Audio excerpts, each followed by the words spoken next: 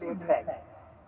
এদিকে প্রেসিডেন্ট ওমর আবু যর গেফারিকে ফাঁসির কাঁচতে নিয়ে গেছে, কোনো ছাড় নাই। হাজার হাজার মানুষ কাঁদতেছে, আরে কারে বিশ্বাস করে নবীর সাহাবী আজকে জীবন তুলে নেব।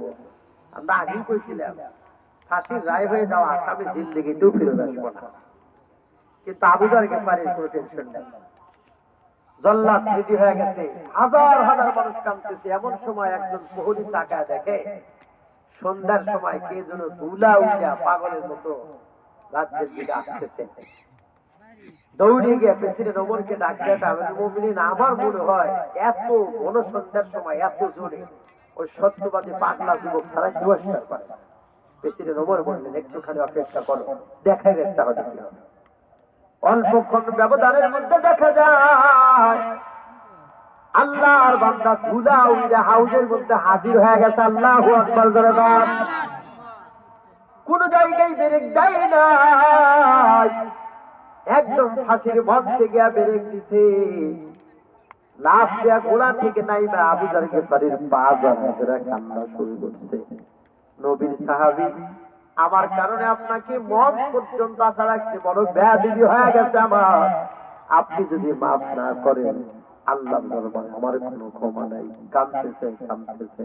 এইদিকে আবু যর গেফারি এই যুবকের সিনার মধ্যে হাত দিয়ে আস্তে করে টান দিয়া বুকের মধ্যে জড়া জড়া হাউ মাউ করে কাঁদে, মালিক এত সুন্দর সত্যবাদী যুবককে মারা যায় না। হাজার হাজার মানুষ কাঁদতেছে। লম্বা টাইম এই যে দুই ভাই, একজন আর একজনের চেহারা থেকে থেকে দেখেন চোখ লাল হয়ে গেছে। কি ব্যাপার, তুই কাঁদছিস কেন? কয় সত্যবাদী যুবকের জন্য কেন যেন কান্দি। হাজার হাজার মানুষ কান্দে কেন? কয় সত্যবাদী যুবকের জন্য কান্দি। কয় আবু যর গেফারি প্রেসিডেন্ট ওমর শক্ত দিলের মানুষ কান্দে কেন? কয় এই সত্যবাদী যুবকের জন্য কান্দি। দুই ভাই ডাকতে কয় যেই মানুষটার জন্য আমরাও কান্দি, নবীর সাহাবী কান্দে, হাজার হাজার মানুষ কান্দে, ওই মানুষটারে মাইরা এতগুলো মানুষের মন ভাঙে ঠিক হবে না। চল তাড়াতাড়ি যায় প্রেসিডেন্ট ওমরের দরবারে আপিল করা শুরু করলেন। প্রেসিডেন্ট, যেই মানুষটার জন্য হাজার হাজার মানুষ কাঁদে, আমরাও কাঁদি, আপনিও কাঁদে, ওই মানুষটারে মাইরা এতগুলো মানুষের মন ভাঙিয়ে দেওয়া ঠিক হবে না।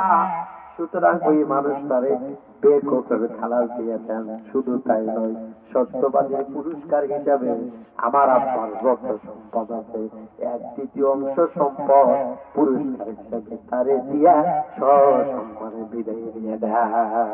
আল্লাহু আকবার। সত্যের কোনদিন মৃত্যু নাই। সত্যবাদীদেরকে আল্লাহ পাক যুগে যুগে এভাবে মহা পুরস্কার দিতেন, মরণের পরে বিশাল মহা পুরস্কার দিয়ে জান্নাত দিয়ে দিবেন। সত্যের মৃত্যু নাই। তবে কথা হলো বর্তমান সমাজে সত্য কথা বলার লোকের বড় অভাব, ঠিক কিনা? আল্লাহ পাক আমাদের সকলকে সত্যের উপরে অটল থাকা, আমানতের হেফাজত করা, ওয়াদা মেইনটেইন করে চলার তৌফিক দান করুক। আল্লাহুম্মা আমিন। দরুদ শরীফ পড়ে আল্লাহুম্মা সাল্লি আলা সাইয়্যিদিনা মাওলানা মুহাম্মদ।